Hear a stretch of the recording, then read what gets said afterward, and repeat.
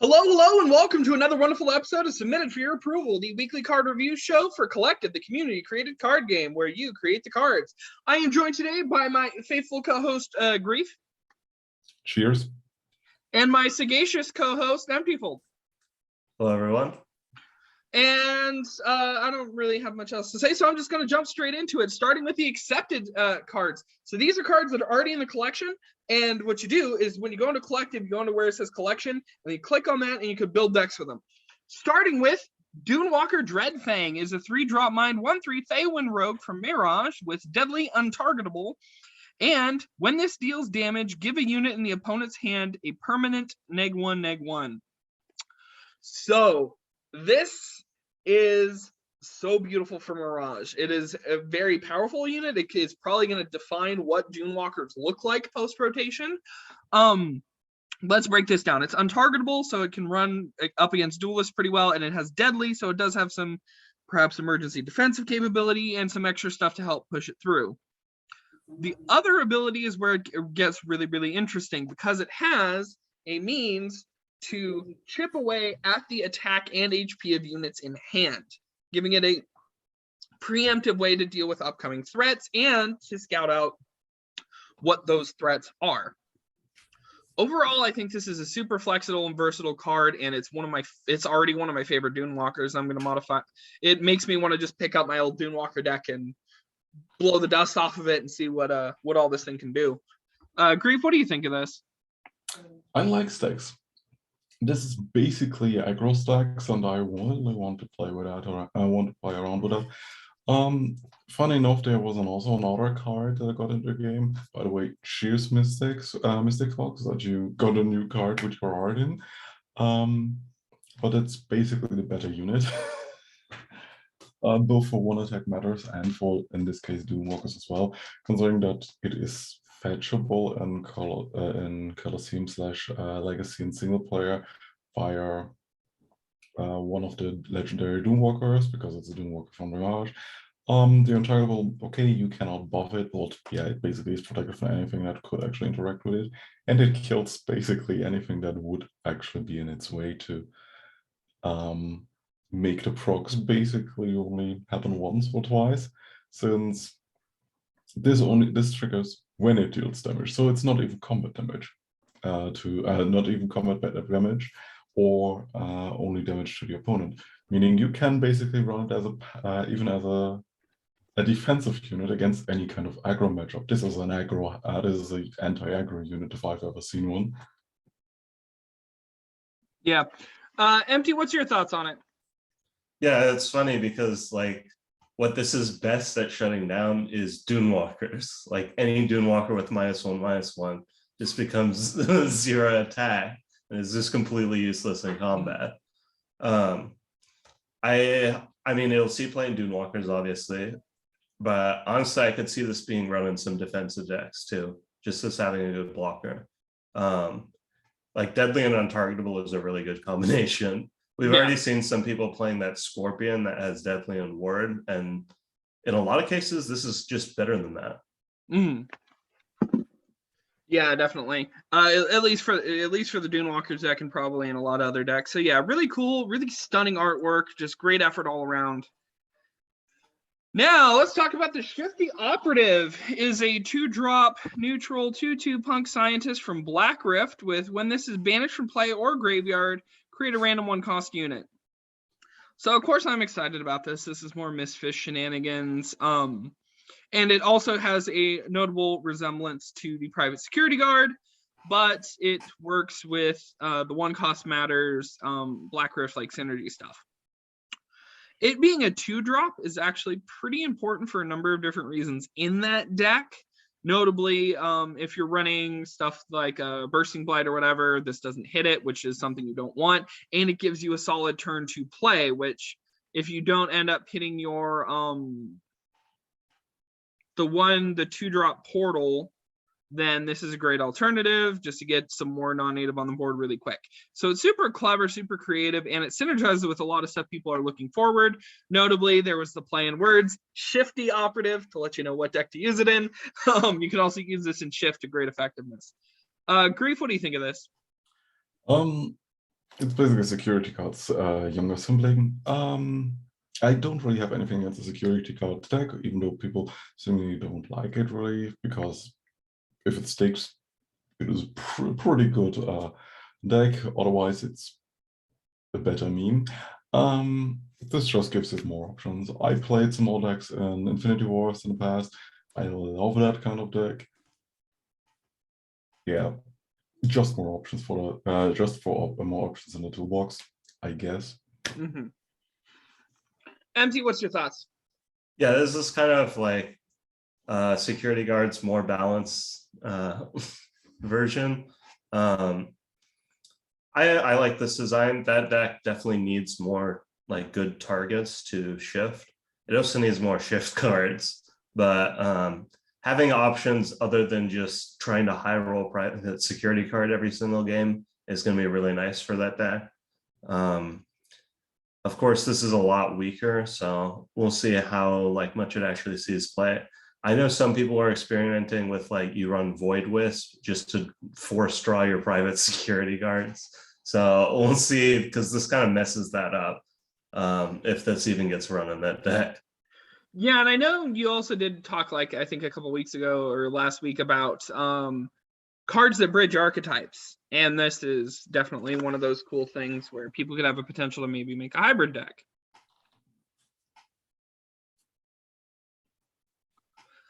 Now let's talk about the Thorium Munchers, a 3-drop spirit 2/3 undead insect horror from Carapac.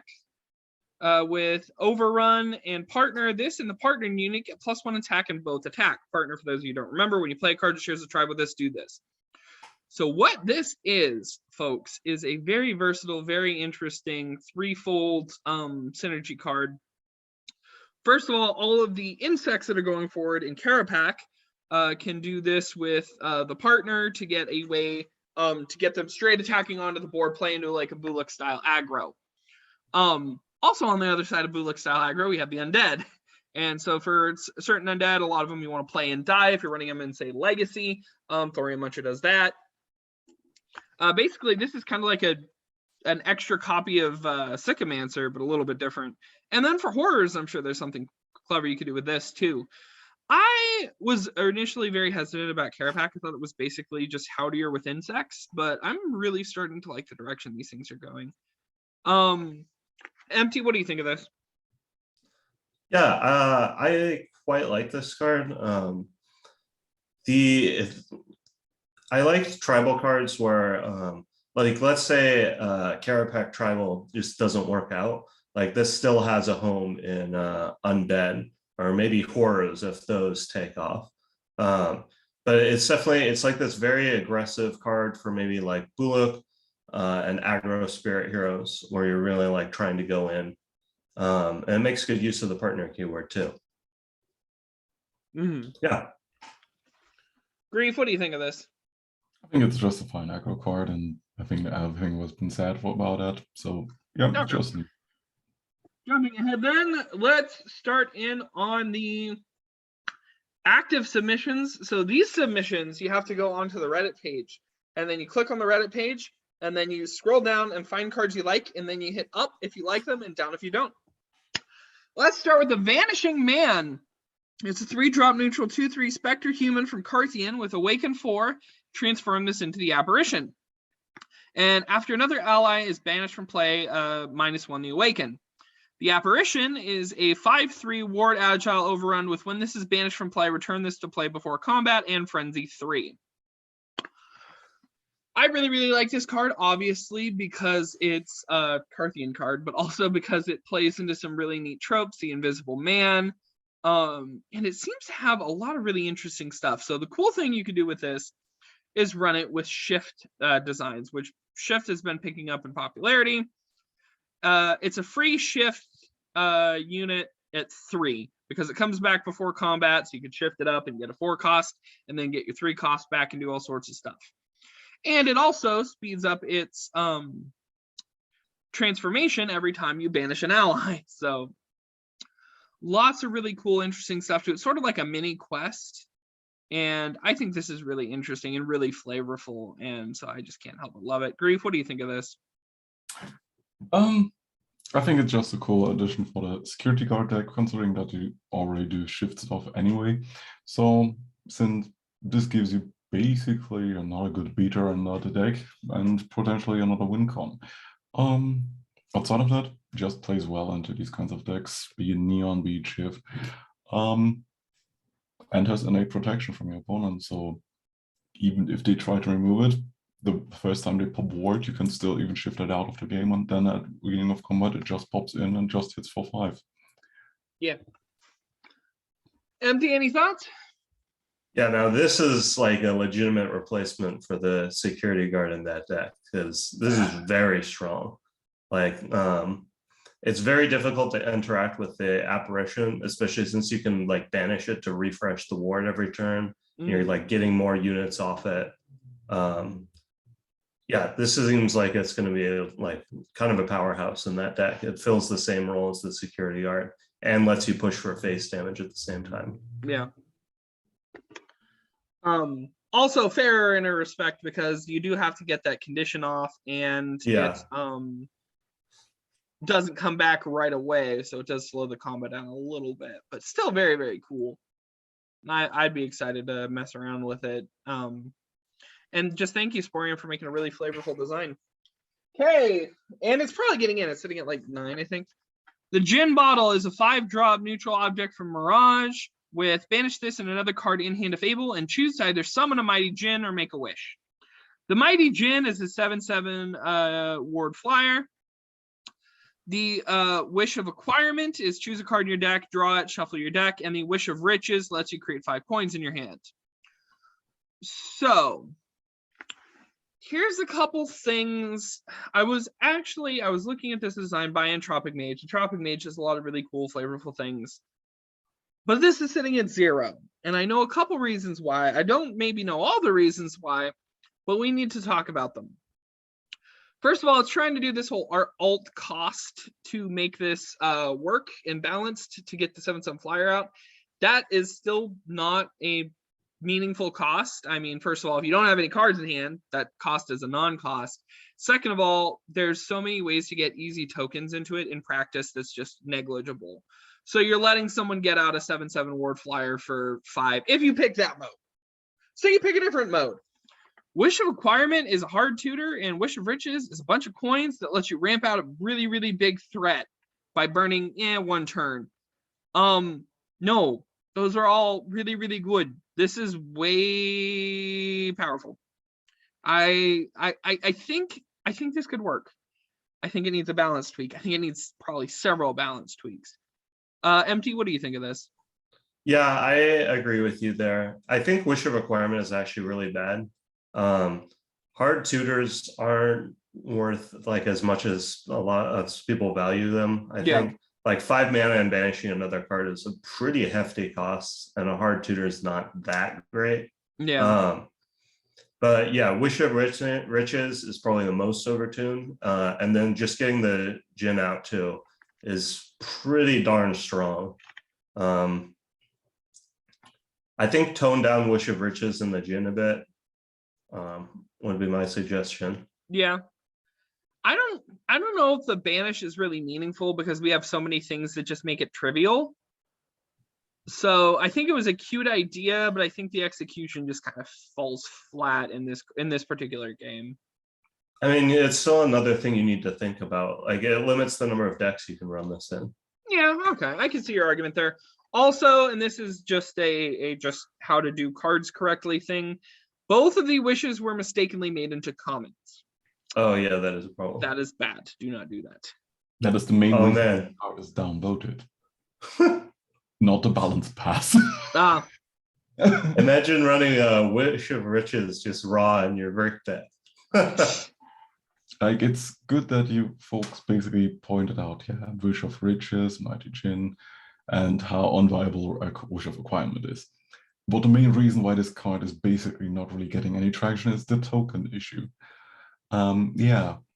Folks, please don't make your tokens commons except if they are already in the card game. Yeah. You have any other comments, Grief? I wanted to get there. That aside, Wish of Riches is probably the strongest option in that. The Djinn is fine. Let's be honest. It's a 5 mana 7/7 with upside. 5 mana 7/7 is a vanilla stat point pool. So for 5 mana, getting a good flying beatstick out is probably a mid-range and control wet dream. When it comes to being extremely as box standard simple as possible in neutral, so being applied to everything that you can think of, especially since that dude is also an elementalist and arcanist. Outside of that, I think the biggest crux of the issue is just Wish of Riches. Yeah. So yeah, couple things to consider, most of them technical, but a couple of them other balance-wise. I agree with Empty, toning it down would work. If you're dedicated and keeping the 7/7, maybe bump this cost. I don't know. Why though? That this card basically is, even as a 5 mana 7/7, it is just a beatstick.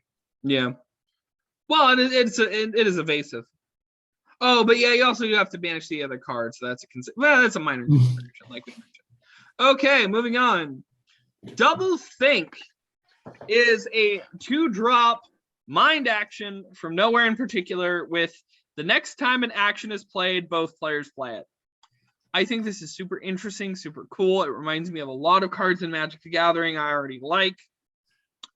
In practice, I think the biggest possible failing of this card we need to consider is the play pass system makes it hard to do. It makes this thing very easy to interrupt. And then if you were to give this thing fast, this card can actually become really problematic in a bunch of weird ways. I'm not sure if this is the right balance point for this card, but I do love the idea and I think it's interesting. And I have voted it because I'd be interested to see it play around with it. So notably, the tricky thing you could do with this is you could do any Absolute Storm or any other pay the remainder of your mana type things to flush out an opponent's mana on a primo turn. There's some other shenanigans you could do with it, but I'm probably not thinking of everything.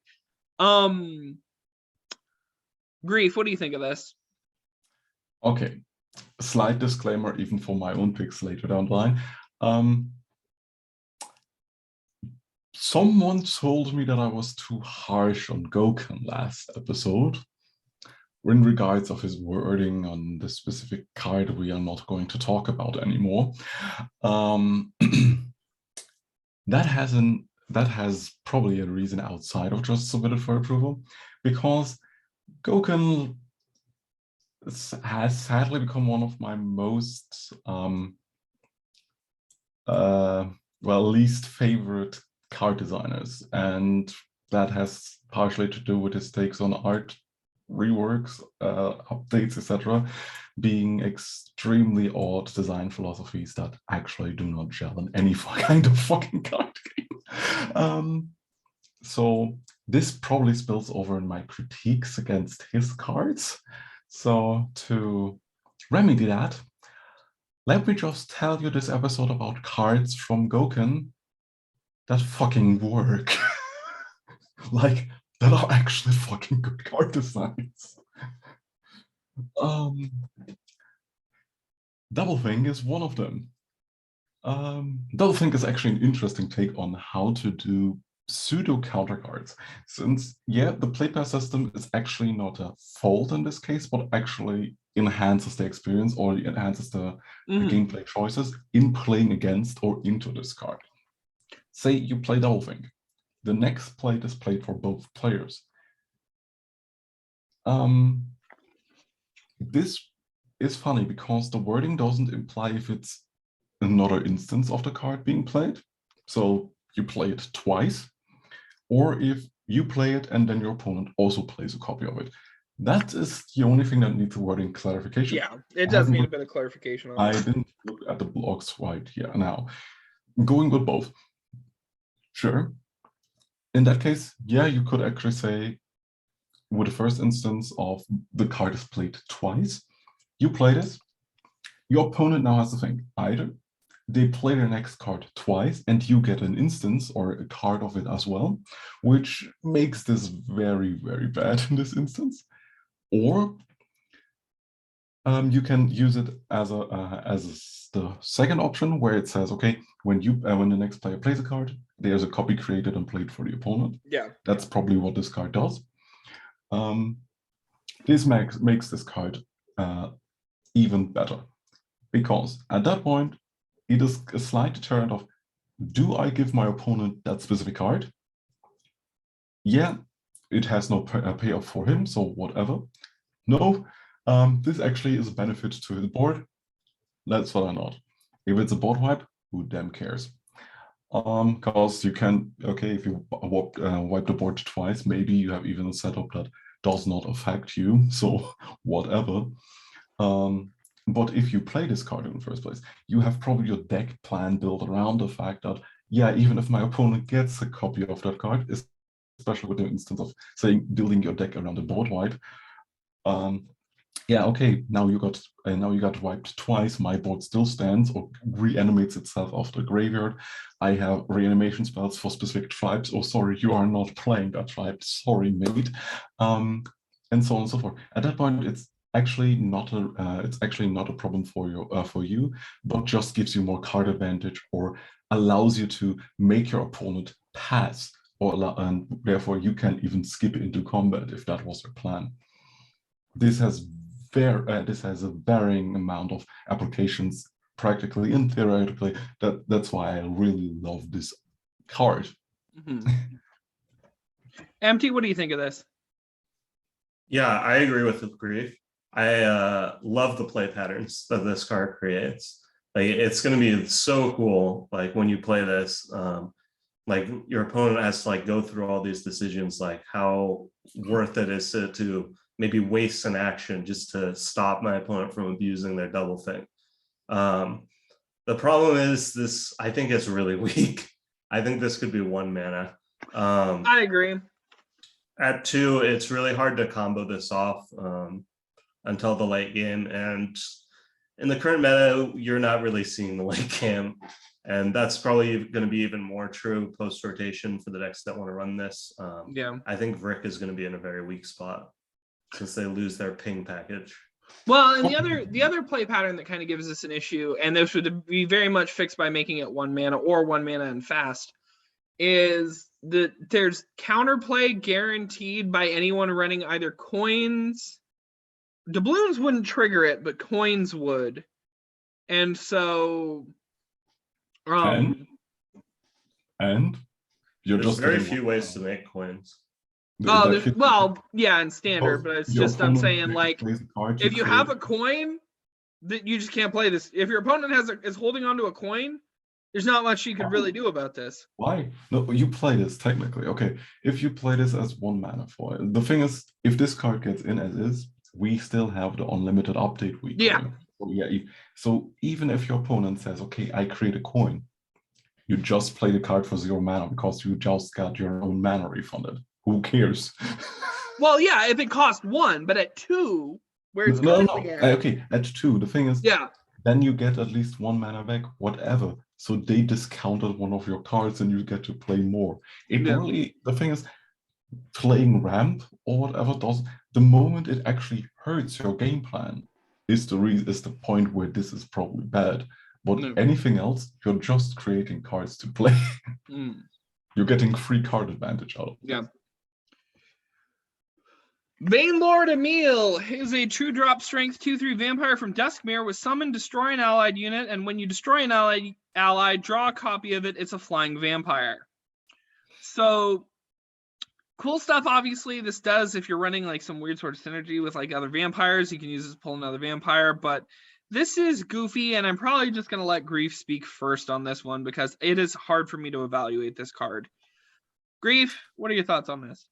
Seemingly, most people have a problem evaluating this card, and I just say why. And Broken actually wanted specifically feedback from Submitted for Approval when it came to the card, because it was pointed out like maybe it's a stat point too high due to the payoff of getting free card advantage or being a free card advantage engine. It's a payoff for a sack deck.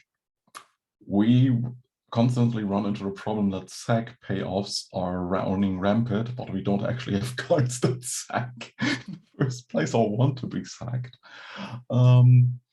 So yeah, to put it in perspective, this is a 2-cost card that you cannot play into an empty board, or else it actually kills itself because it destroys an allied unit.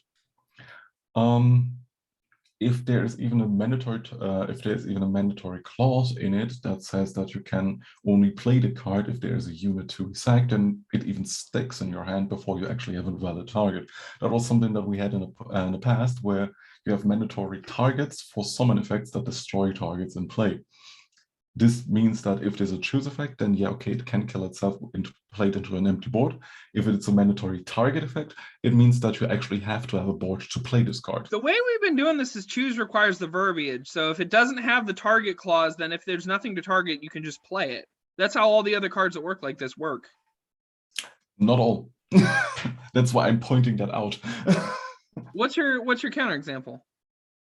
No, as I said, that's why I said not all say that. In the past, we did a wording pass for these cards, but I think in Legacy, way back in the early weeks, there are actually cards that you cannot play unless you have a secondary target in play. That's not just going for sacrifice effects, but actually for cards that need a target on board. I think Frostfly worked similar to that. I don't know if that card was updated, but Frostfly actually functioned like that, where you had to actually have legal targets on the board because it has a mandatory target effect, not a choose effect. But going forward, this is actually a pretty good advantage engine, and considering that, okay, every time you sacrifice an ally, you get a copy of it that has flying and is a vampire. So you can actually play it into tribal support effects, or trying to go with the old Legacy point where you have your glowstone mines. Your glowstone mines, you have your chickens, etc., that you want to continuously sack to get more payoffs out of it. And since most of these cards are 0-cost cards, you even get free cards that you can play into it, sack again, and go off of that if you have the setup for that. But in standard, we're way off of that kind of setup. The best thing that you can probably sack is the gathering tree. And yes, let's be honest. Okay, a flying gathering tree is cute and all. But if that's the only target you have, this thing dies before this even hits the board, or vice versa. Hey, Grief, question. Am I supposed to run this with Frizzle? And just get an army of flying Frizzles? Frizzle is cool and all, but wasn't that a thing that puts 3 copies of itself into your deck and then not draws? Yeah, which means I can keep doing this ad infinitum. How much does it cost? How much is Frizzle? Frizzle costs 3. Oh, so that's another card that's on the update list for the infinite update week. Yeah, let's lower that to 1 and let's do infinite flying Frizzles. No. Again, to stop everyone from running 1 copy of Frizzle in their deck. I mean, the only reason why Frizzle is played, as MD says, it's basically because it's just 1 copy. And at that point, okay, and then you're putting 3 copies into your deck, but whatever, you just got the draw effect of it. That's the main reason to run it. But yeah, back to this is actually a solid card. I like the spreads that I see it is an advantage engine, but for what it's worth, probably we need this kind of advantage engine right now post-rotation, and maybe 1 or 2 sack targets and 1 or 2 sack engines that work really well into it. Afterwards, we can look at the balance pass again. But until that, I think that's perfectly fine as is. Yeah. Because it draws copies of it. MT, what do you think? Yeah, sack desperately needs something like this. It turns all your 1-drops into chicken towers, basically, which is really nice for self-sack because they just desperately need fodder units, and this allows you to get a lot of them. I think the draw effect isn't nearly as good on anything higher cost. So you really want to be running your deck in a way where you have a lot of the same 1-drop in order to maximize this. I think for the balance wise, I think this is about right, honestly. I think people are overblowing it a bit. The like the fact that it makes things flying is kind of inconsequential a lot of the time. And the value just isn't as good outside of like fodder. Mm-hmm. Something that came in mind, because as I said, I misspoke before because I think I said it was creation, but yeah, it's drawing card. The thing is, the new hero creates a copy of a card that you draw on the bottom of your deck.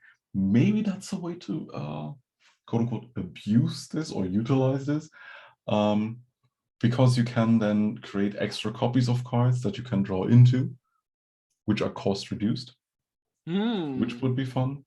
But that's the only other way to create more targets to draw into.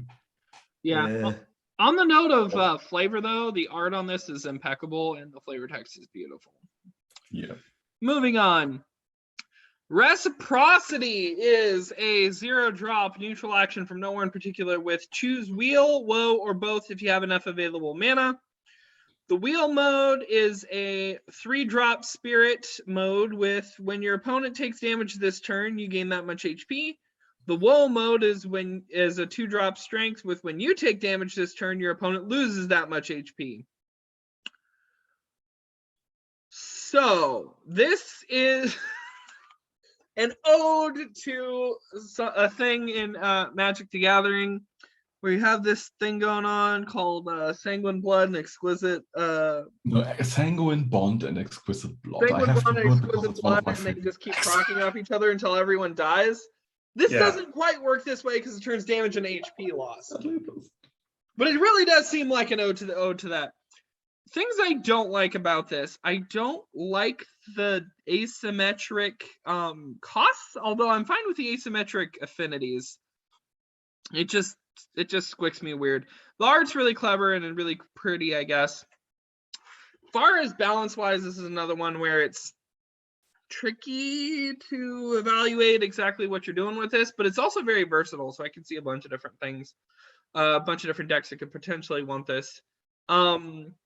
Empty, what's your thoughts on this? I think the wheel mode is just terrible, and the woe mode is kind of too strong. Chris actually posted the woe mode like once or twice before, I think. And yeah, it hasn't really like fixed the problems that it used to have. Having this sort of like really strong pain effect on top of your opponent just like can't hit you for a turn, because if they do, they will just die. It's like really nuts for 2 mana. At the very least, those costs need to be flipped around. Since wheel is pretty bad. You can only realistically do enough damage in like an aggro or maybe a mid-range deck in the late game. And like running this for 3 mana just to try and get that, and then when you're behind on board, it's like completely worthless. It's not an affinity with burn. It's just not very good. Yeah, I'm seeing what you mean. It is awkward. I do agree on at least switching the costs, because it's kind of hard to put these at exactly the same cost. Grief, what do you think about this? I have to agree. I absolutely adore this kind of design because I'm, as I said, have Sanguine Bond Exquisite Sanguine Bond Exquisite Blood combos and the variations of how to add more tools to that, like with Cooper Blood Mage Exquisite Blood way back in was Cooper Mage, because way back in the day in Ravnica, Return to Ravnica, before it was Return to Ravnica, whatever. I digress. These kinds of combos make me hyped. Problem is, this is not an infinite combo, or gladly, this is not an infinite combo, whoever, on whatever side of the coin you are. But yeah, I have to agree. It's probably either change the cost to 2, 3 respectively, or go for 1/4 split, because the 6 cost in general for this kind of combination in one fell swoop sounds about right. And I think getting a massive boon in HP for an aggro deck for 1 mana and block sounds fair. And that probably as well when you go for the big HP unit route post balance pass. But yeah, overall design direction is totally fair and actually kind of balanced. It's just the cost that has to be adjusted. Yeah. But yeah, I do. Yeah, really clever modes, really cool versatility. Reminds me of some cards I really like from a game I really like, but I think it does miss the mark as far as costs go. It's sitting at 3 at the moment. Hornpike is a 5-drop spirit 5/5 a train vehicle from Carapac, the Insect Wild West, with agile, overrun, crew. What's crew? I'll explain in a minute. And it has +1/+1 for each crewmate. Entomb, if all crewmates share a tribe, draw a unit of that tribe for each crewmate.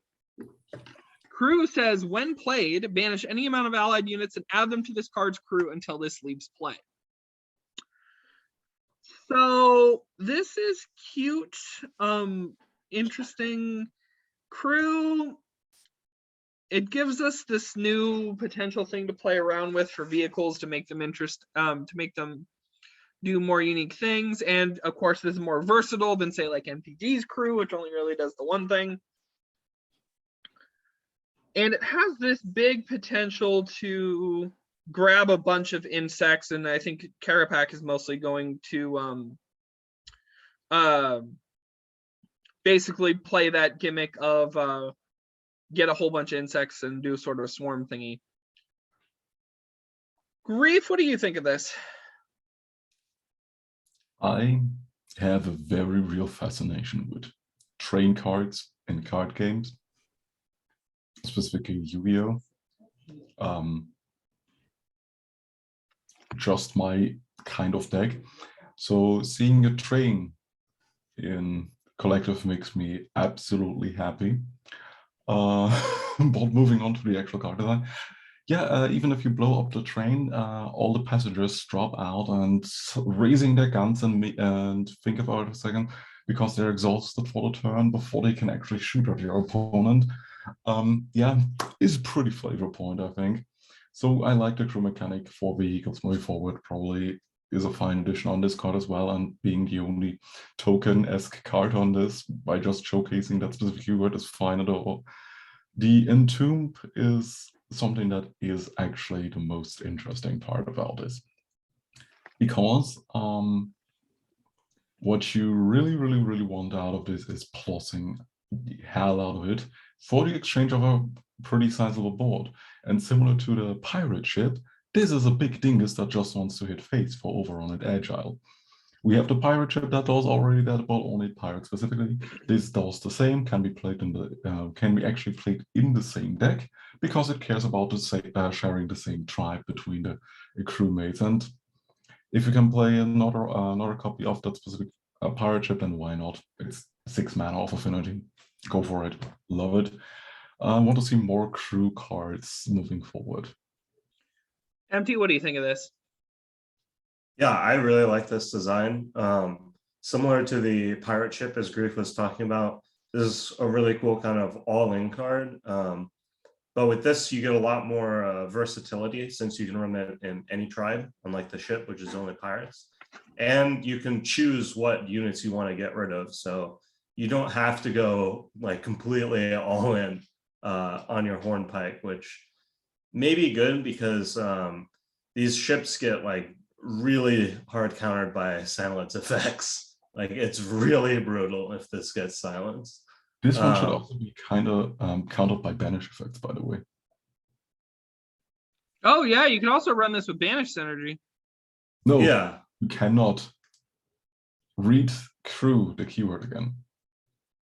Banish any amount of allied units. So if the vanishing guy gets in, you can have this do all of the procs. This gets all the procs, yeah, when played, because the crewing only happens when it's actually casted. Yeah. Meaning that if it leaves play, you actually miss out of the N2. Oh yeah, so if you could like flicker it or anything, that doesn't. Yeah, in terms of the Portal Way deck, you're better off running Void Storage or something. That's a lot more convenient. But yeah, great card, great flavor. I want to see more trains. I'm fine seeing them as other things, but yeah, I would definitely love to see more crew stuff. Yeah, I think in Karapek it's likely to be a lot of trains just going along with the theme. Yeah, but maybe other realms we can see what they use for. We do have another Wild West realm thing, so maybe we can see something from that. The Traffic Warden is a 4-drop strength 1/4 robot goblin from Perotis. Haven't heard that name in a while. With players can only play their left and rightmost cards in their hand.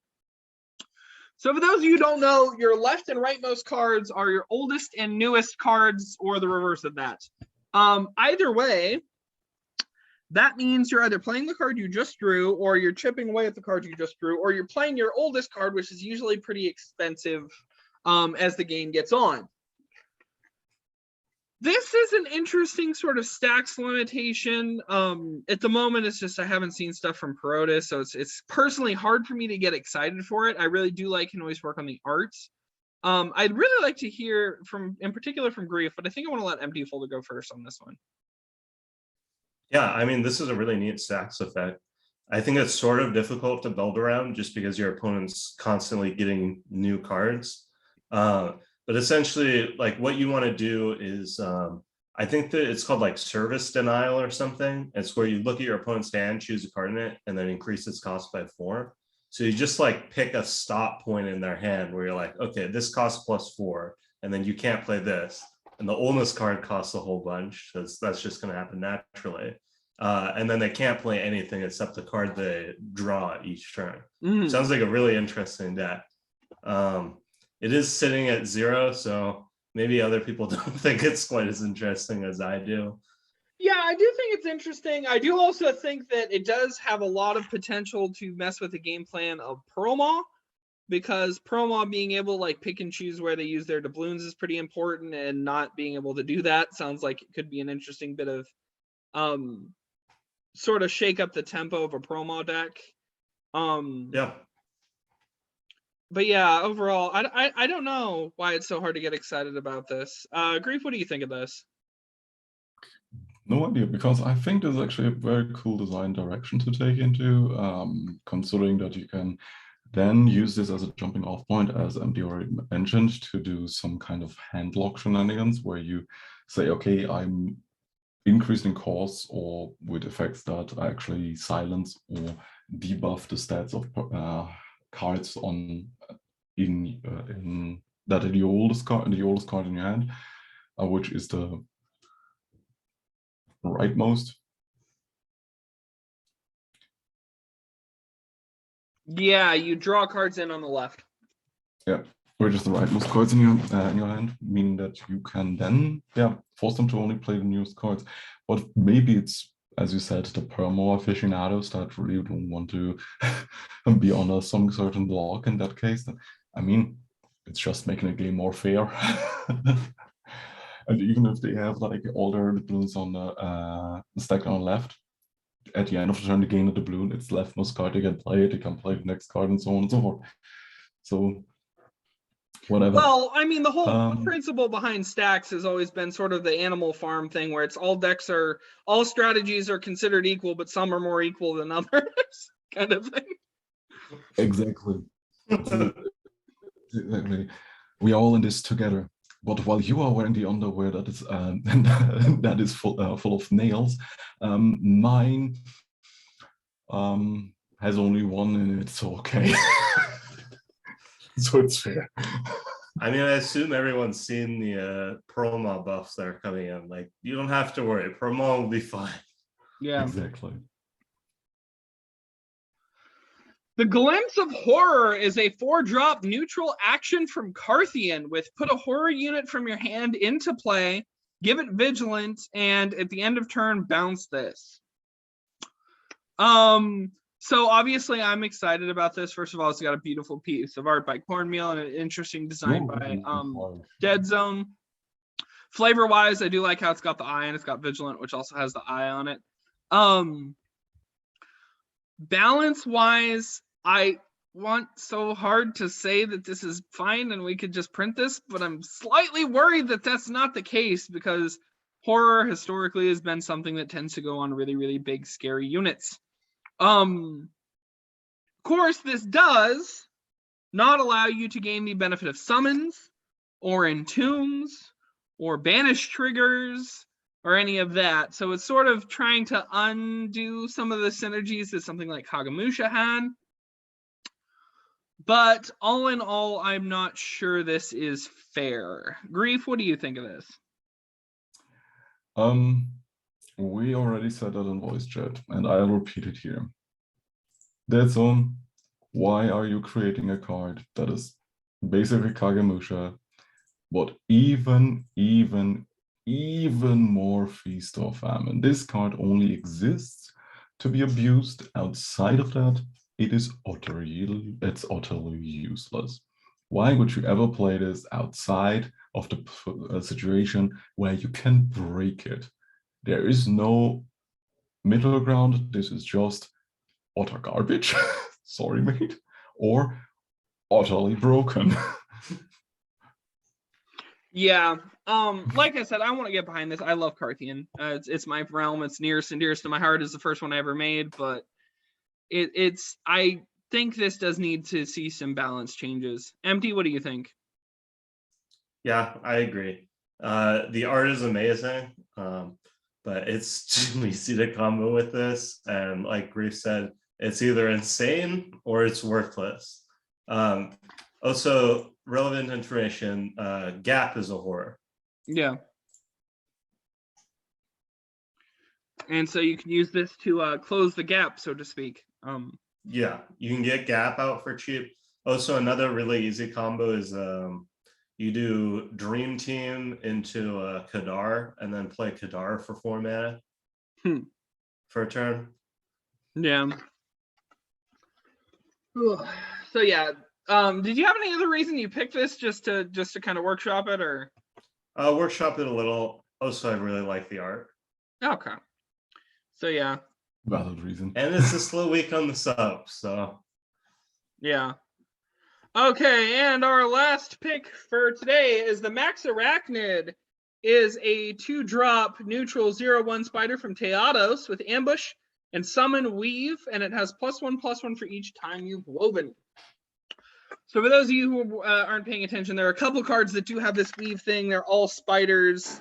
It's just the one that does the exhausting thing, and then the quest, right? The quest didn't get in. There is no quest. The quest never got in? No. Okay, so I guess this card this is so confusing and so disappointing. For stuff to go, because there is one other thing that does weaving, and then this also does sort of have a Green Man light type thing, but it's not as good as Green Man at all. Yeah, Gokurus made support for the quest like the week I posted it, and then the quest didn't get in, but the support did. So now we just have this random support card for nothing. There's a weave card in game. Yes, Arachnid Entangler. It's summon weave, and when you weave, exhaust an enemy unit. And the worst part is that when I reworked the quest, it like anti-synergized with it, and everyone was making fun of spiders. Yeah, I saw some of the spider jokes on the thing. So you don't see the point of this even being on the sub, is what you're saying? I mean, I guess if you're trying to make weave an archetype without the quest, I would find it like strangely funny if like the random support card for a quest that never got in turns into its own archetype. I think that's not the weirdest game of telephone that's happened where people just keep remixing on someone's idea in weird ways. We have a card called Sweet Scent Kodama and a card called Sweetest Scent Kodama. I mean, we have some weird things going on. Fish Manor Man. So yeah, this is baffling. I guess, I mean, you're free to submit whatever you want. If it gets downvoted, it gets downvoted, but baffling. Grief, be nice. I wanted to end on a high note with Koken Designs. Why did you do this to me? It's a little tea party. You can compliment the little dudes at the tea party. You can. Okay, then let me get to it. Okay, by the way, as you've seen, I didn't have a fucking clue that the weave card got in. if that would have been the case, I would have fucking shat on the weave design archetype, because why the heck can you try something normal? With weave being an actual freaking thing in the game, I don't actually have anything to say about that. Like, okay, this is just more support for an extremely underdeveloped archetype, and probably a new and exciting way for spiders to go, because any way to go for spiders is a good way.